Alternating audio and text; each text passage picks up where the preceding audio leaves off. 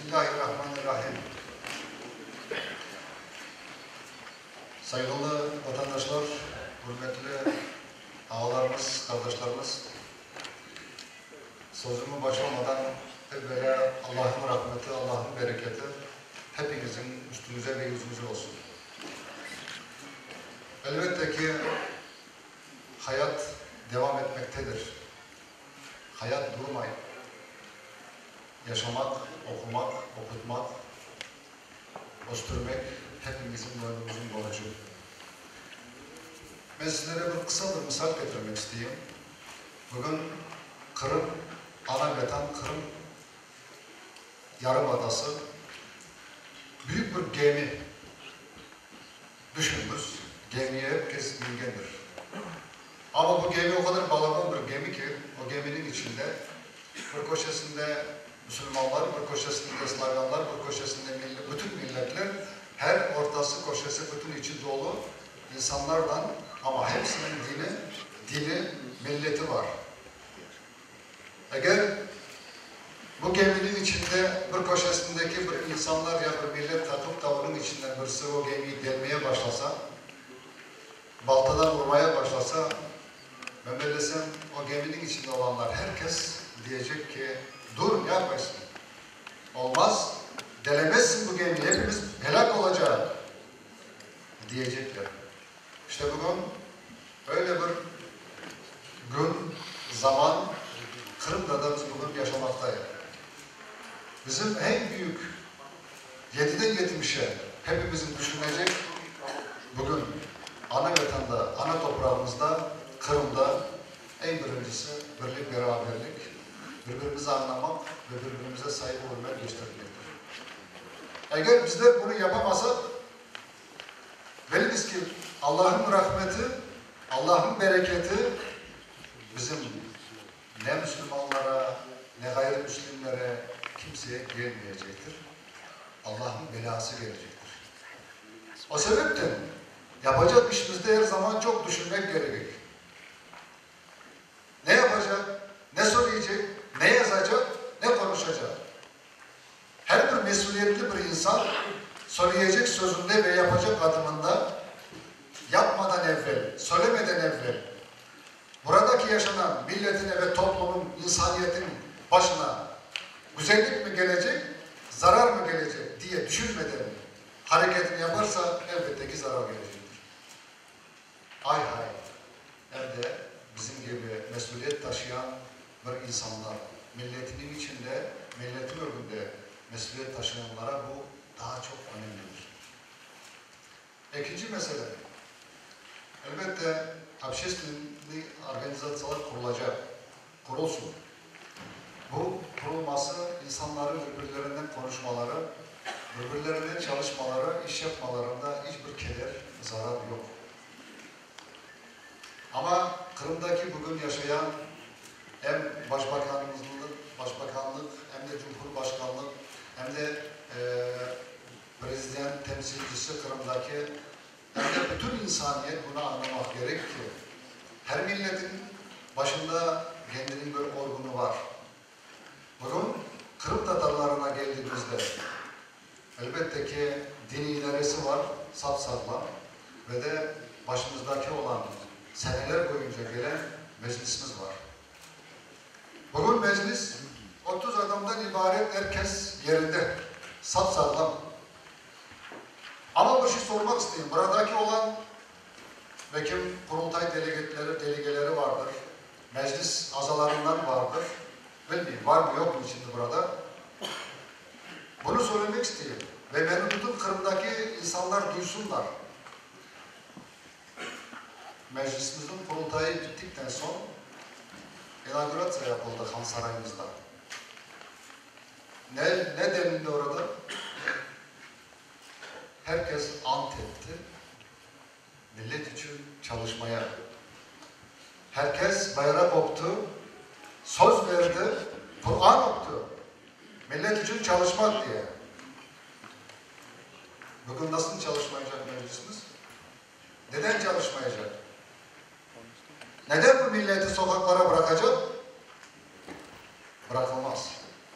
Yapılmaz. Elbette ki 9 ayın içinde biz de bugünkü bu denişmelerin içinde neler eşittik, neler gördük dini idare olarak. Çok zor. Ama zor diye ben dün bu millete söz verip de bugün zorluk boynuma gelince bırakıp gidecek olsam ya da çete çekilecek olsam ya da gizli saklanıp gezecek olsam ne olacak bu millet? Nasıl bu millet olacak? Ama bugün devletteki çalışanlar, bugün kurulan devlet geliniz değil. Çağırıyor geliniz diye. Gel çalışınız diye. Bak bizim işimizi, meclisimizi çalıştırırız.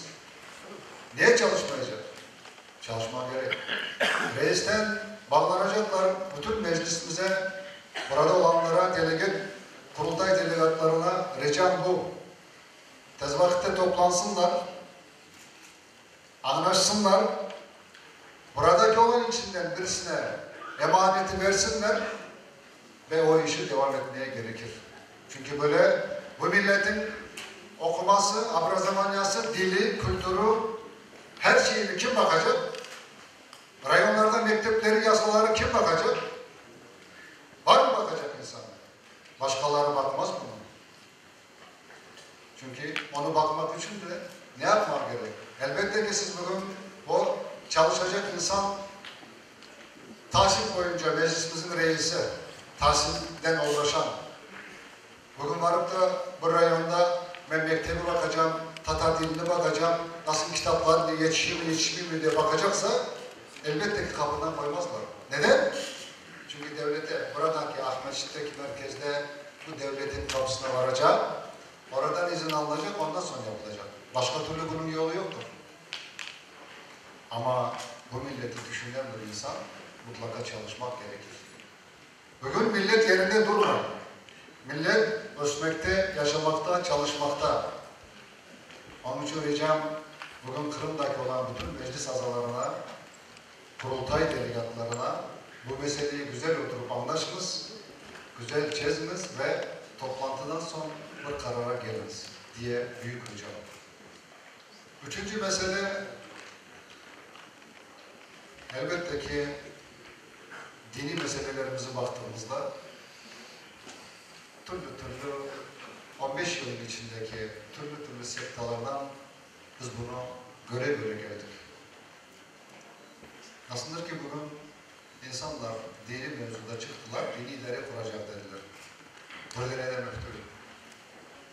Ben bunu söylemek isteyeyim sayılı Müslümanlar, aziz kardeşlerim. Bu milletin başında seçilen bir dini idaresi var ve bir meclisi var. Bugün müftülükteki reis ben olsam, ben sizlere yaramasam, kurultayda seçiniz başkasına, yarayan soyunu seçiniz. Ama lütfen dininizi parça bölmeye kalkarlar, millet olarak da sizler de susarsınız, o zaman başınıza büyük felaket gelir. Bunu yaxşı biliniz. Din oyuncak değildir. Dini kendi şahsiyetine, kendi firman için kullanmak hiçbir yerde yazılmamıştır, haramdır. Başımıza büyük felaket gelir. Onun için ricam, bugün yaramayan reisse değiştiriniz. Yaramayan, devlet başında çalışan, yaramayan bir insan varsa müracaat, teklif, bizlere bu bakmayın, onu değiştirmek gerek. Değiştirebilirsiniz. Değişmeyen insan yoktur. Herkes bugün okumuş, herkes bu işi yapabilecek çok insanlarımız var. Yaparlar. Ama yeter ki sizlere bugün tayin edilen bütün 22 şehir ve ilçede tayin edilen bütün başbakanların yardımcıları dün televizyonda bakayım. Güzel, yakşı, çok güzel. Ama size ricam bu. Eğer sizler bugün Kırım Tatar milletin adından ve milletin şerefinden orada olmaktasınız. Size ricam bu. Elbette müftülüğe de çağıracağız sizlere, davet edecek. Sakın yalan, adaletten bir adım çete çıkarsınız, biliniz ki o milletin yüzüne kara lekeyi silmiş olursunuz. Adalet, doğruluk, nerede çalışsanız çalışınız. Ama en güzeli adalettir. En güzeli doğruluktur. Siz bu yolda çalışacaksınız, ondan sonra göreceksiniz ne olduğunu. Ama herkesin yaptığı yaptığını ben de yapacağım dersiniz, o zaman milletin yüzüne kara lekeyi silersiniz. Aziz kardeşlerim, bugün buradaki bizlerden beraber gelen Cumhurbaşkanı, Başbakan, Prezidentin temsilcisinin yardımcısı, Feyzi ağamız, hepinize teşekkür edeyim. Ne manada? Manası bu.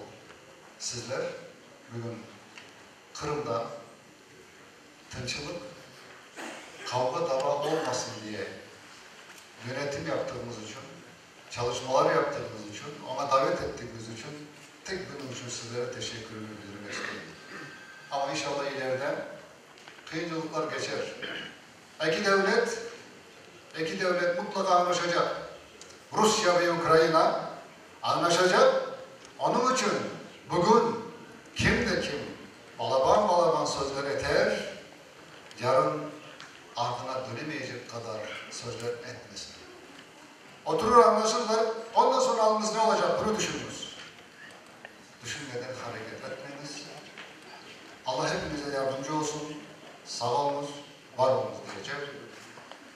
En sonundaki söylediğim sözüm bu. En güzeldir. İnsanlara yardım etmek, insaniyete hizmet etmek. Değil mi bugünün zaferi için, milletimizin birlik beraberliği için, Allah rızası için El Fatiha. Bismillahirrahmanirrahim. Elhamdülillahi Rabbil alemin. Errahmanirrahim.